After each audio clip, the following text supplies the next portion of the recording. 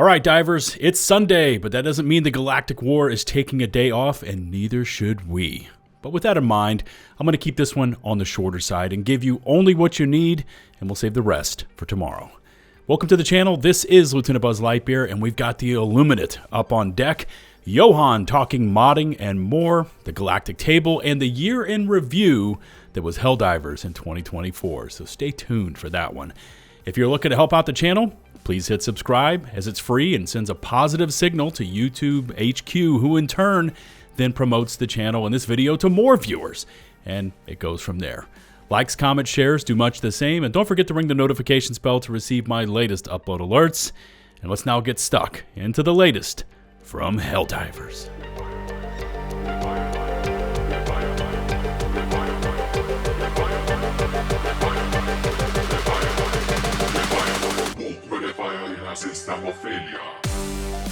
I've been hearing some positive feedback from divers, especially those that don't have normal playtime hours, that the continual back-to-back Illuminate defense campaigns are working out nicely, especially because we had a portion of the player base that was never able to log on when they were actually attacking.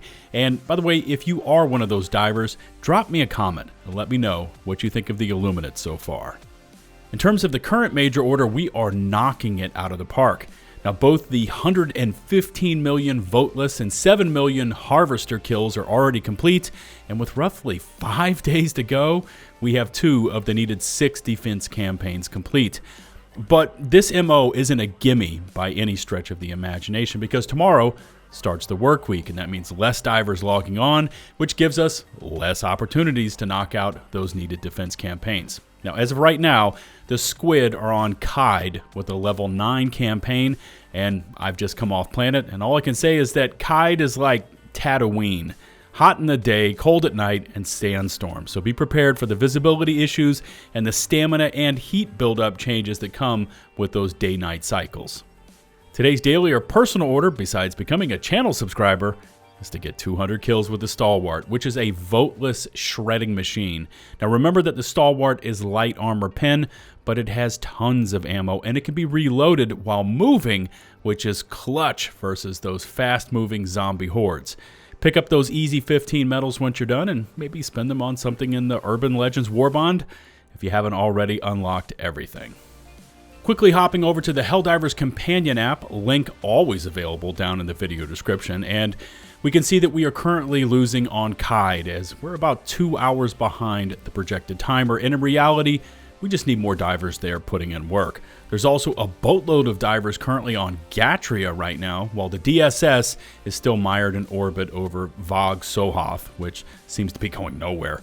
Other planets you may want to look into are Martal and Garharan, because they are either at a 0% or 0.5% rate, meaning even with low diver forces there, we can pick up ground and quickly. In case you missed it, I'll include a link to the blooper reel Arrowhead posted yesterday with Johan doing his best to make it through the filming of the Omens of Tyranny trailer. The link was also posted to Twitter, and when responses started piling up, Johan took the time to answer several of them. The first was a question about adding in a new faction or mission types and making it a paid DLC, which is a bad idea in my opinion. But anyway, Johan replied, "We will never put enemies or gameplay like that behind a paywall. We do not want to split the player base." Excellent answer, Johan. There was also a question about modding and how it could affect the TOS or terms of service, to which Johan replied, quote, "We need to have it in there and we reserve the rights to take action, but also modding is awesome." And finally, when asked about bot tanks not making any sound while they are creeping up on Helldivers and moving, Johan did say, "Yeah, this bug is annoying. I mean, they have sound." And hopefully that sound glitch with the large enemies able to stealth up behind Helldivers even when they're running full blast and not make a sound can be fixed in the next round of patches planned by the studio. But I did want to quickly pass along my thoughts on that modding question because I've been asked this in the past. Now, as far as I can tell, and this is not 100% certain, so don't risk your account based on what I'm about to say, but it looks like Arrowhead is very lenient when it comes to modding. And again, this is a slippery slope. It seems like we run into these all the time these days, but if you happen to give the players just carte blanche, all of a sudden you're going to have waifu and pink bunny suits and thongs coming out of the woodwork. There are limits in place, probably at the studio's discretion, so you don't have modders out there scraping the game files and possibly selling, I don't know, one of those pre-order exclusive armors on some third-party site. And of course, to place a check on things that allow for unnatural farming or stats. Again, awesome topic for chat. Are you for it, against it? Maybe for it, but on a very limited and monitored level. Anyways, drop me a comment and let's see where everybody stands on this one.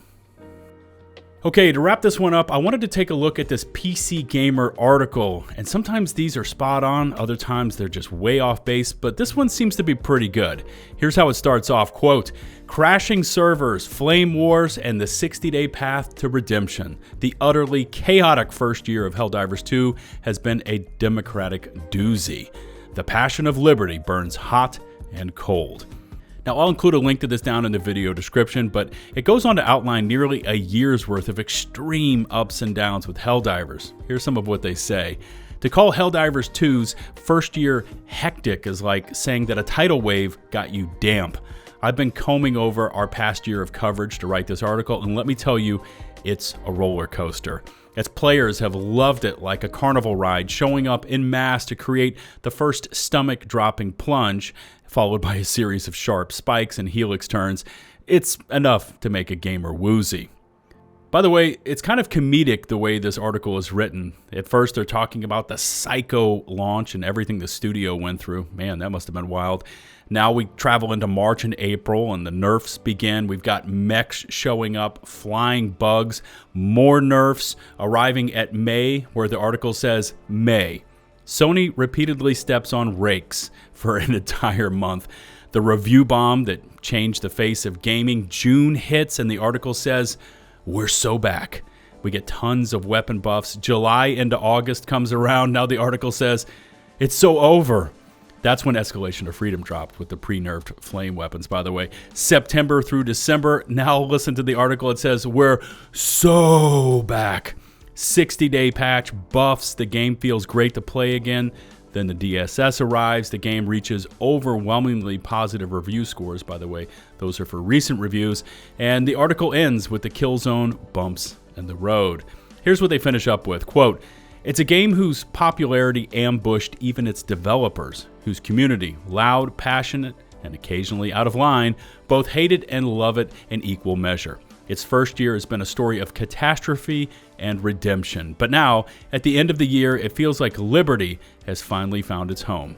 I just hope Arrowhead's developers have managed to rest because, by democracy, they deserve it." Okay, let's go ahead and press pause for today, and let me know how you felt being in this wild democracy spreading ride for the past 10 months. I mean, we've certainly had our ups and downs, but I'm really looking forward to 2025 and seeing exactly what this game can deliver. Remember to hit subscribe and to ring that notifications bell so you never miss one of my future upload alerts. All my links, including all my socials, can be found down in the video description. A massive thank you to all my channel subscribers. We're rapidly approaching 252,000. In case you haven't done so, you know what to do. Just hit subscribe. It's free. It helps out the channel, and we'd love to have you as part of the team. Until the next one, this is LtBuzzLitebeer signing off.